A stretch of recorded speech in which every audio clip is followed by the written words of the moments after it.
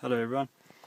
Been looking around on YouTube for a little while to try to find if I can any videos about putting an auxiliary into your Audi with the Symphony 2 radio.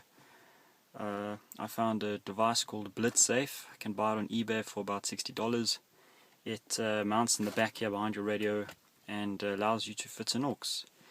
Let me show you what I did. First you need to remove your radio, get these little keys, got mine from Audi. Probably get them any spot. Make sure that the little slit is pointing inwards. Fit them into the four corners of your radio. There's about 4 of these things. The reason I decided that I would keep my Symphony radio instead of replacing it is because I have got steering controls, volume and track number and whatever, and I thought I don't want to lose those. Those are quite convenient. Also, you can get a thing called an interface which allows you to keep them, but it was not really worth it. It was very expensive, so I thought, no, I'll just do this. And I like the look of this radio. It gives it the original sort of look. So now you need to pull both sides simultaneously. I've already taken the radio out. So it should be kind of loose. Just going to pull a little bit on each side. I don't want these things to come out and rip and whatever. I'm going to rest the camera down somewhere. Okay, so once your radio is out, you will find there are little tabs on the side here. I don't know if you can see it. I've already unplugged everything. These little metal tabs over there, you push it down and then this thing should come out. There we go. There's one of these for each of these things. Do that to pull them all out. Okay, something is pulled out on the desk. This is the BlitzSafe advanced technology made in USA. I don't know if you can see that. Anyway, it doesn't really matter.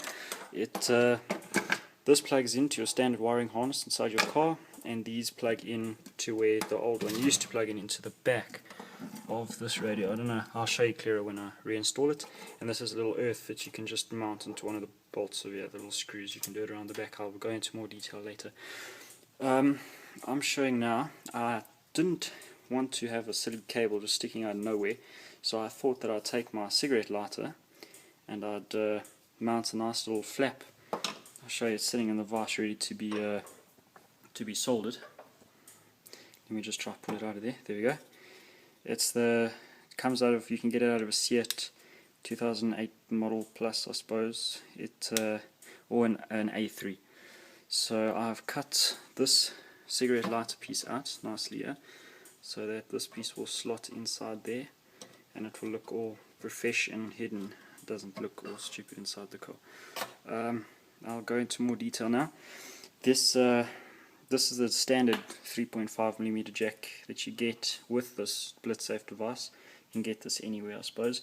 I've already taken the liberty of clipping it off, separating left, right, and then the common ground, earth, negative, whatever you want to call it, don't really care. It's basically the outside of these two cables, so right, left, and then those both share the same common ground, whatever. I need to now solder that onto the back of this little jack, so I'm going to put this in the vise and solder it up, and I'll show you how that goes. Okay, so I've also decided that I'll hot glue this all covered now that it's all soldered up. Make sure that there's no shorts or anything like that, and this lot doesn't fall out. So I can't really see what I'm doing there. It's difficult being cameraman and worker.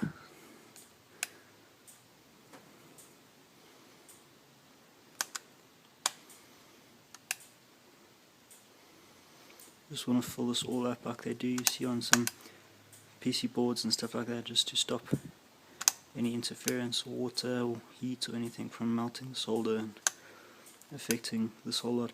Especially this thing's going to be next to the cigarette lighter, so preferably don't use that because it'll melt the solder and probably the hot glue as well. Okay, hot glue is all sitting inside there, busy drying up now. Don't know how long that'll take, but it doesn't look like it's all covered, but it is. It's just camera's playing tricks on you. I'm going to remove the center console now and get everything fitted so I can run the wires. See you now. Okay, now I'm going to show you how to remove this whole center thing. Got to put the car in ignition, put it down to S. It's stuck in gear. All you have to do is reach around behind the back of this HVAC unit and push, and yeah, the whole lot will come loose like that. You'll find the back has got a whole lot of tabs on it. And let me try. I can't put I'm recording on my iPhone, can't put that anywhere to try and remove that, so I'll just pause, do that and carry on. Okay, HVAC unit is out. Don't worry too much about mixing up the wires. As you can see, these clips are all different sizes. Yeah. And then now to remove your gearbox cover thing, you'll find that if you just grab each other by the ashtray, you can lift it right out. I've already done that. Take that out.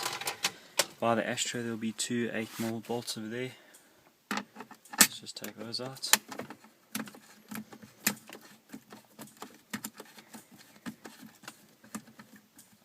See if you can spot what country I'm from. Look at that, coins.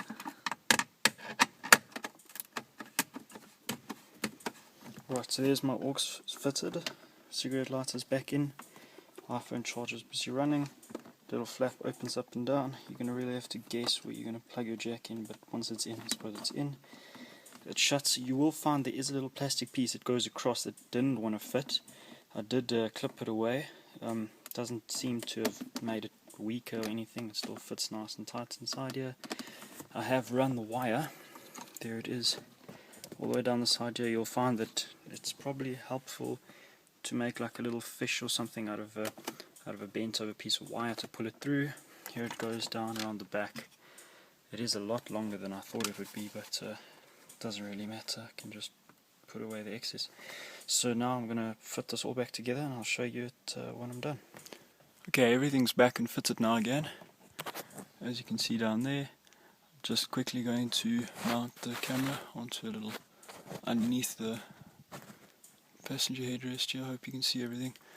Alright, now to fit this, we take the old red end, plug this one in here, then we plug these in there,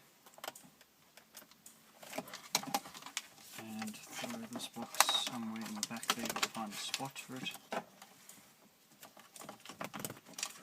Don't use this. Okay, everything's fitted. There's the top plug there now. It used to be this black one over here. It's plugged into the red box. There's plenty of space there behind the HVAC. It doesn't take up much space. Make sure that you plug that small little cable on there. I scratched off like this paint over there so it makes a better earth. Plug that in, and then last, I think this is the aerial. That's apparently some security device. That's the power over there. I think this is, don't really know. Oh, this is to show on your head-up display, and then this is for the CD changer where this box takes over. I'll show you how to activate it all now. Alright guys, installation all done. There's my little aux jack sitting nicely over there. Just turn on the radio, FM, go to CD, you'll see CD2, push CD again, CDC1, track 99. That means the little device is working. Let me flip up my little switch, plug in my aux, and let's plug this into this phone here, see what music we can get.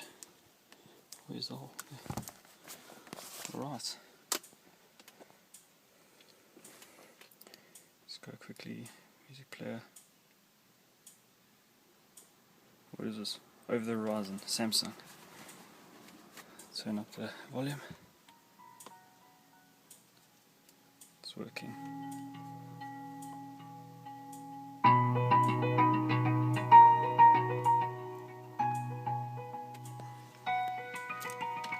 The best part of all, stereo controls still work. There you go, thanks for watching and hope you guys found this useful. It'll be the first useful video about installing a aux on a Symphony on YouTube. Bye bye.